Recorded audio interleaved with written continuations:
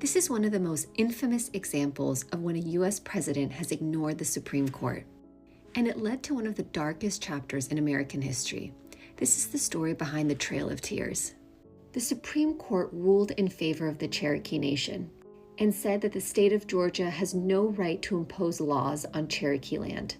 The court reaffirmed that tribal sovereignty must be upheld and that the U.S. treaties had to be honored. But President Andrew Jackson had other ideas. He refused to enforce the ruling, and he even allowed Georgia to continue seizing Cherokee land. And the consequence was the Trail of Tears, a forced removal of over 100,000 Native Americans who were violently uprooted from southeastern U.S. and pushed west of the Mississippi under the Indian Removal Act. It was framed as voluntary, but it wasn't.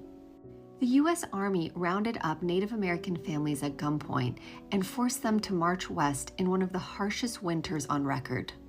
Thousands of Native Americans died from cold, starvation, dysentery, and exhaustion. Families weren't even allowed to pause and mourn their dead. Entire generations of elders, children, and cultural leaders were lost.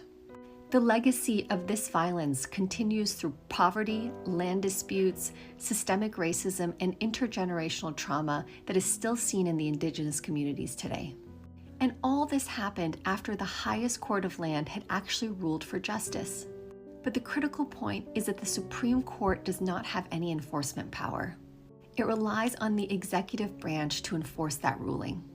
When a president decides to ignore the court, the balance of power collapses, and people deeply suffer.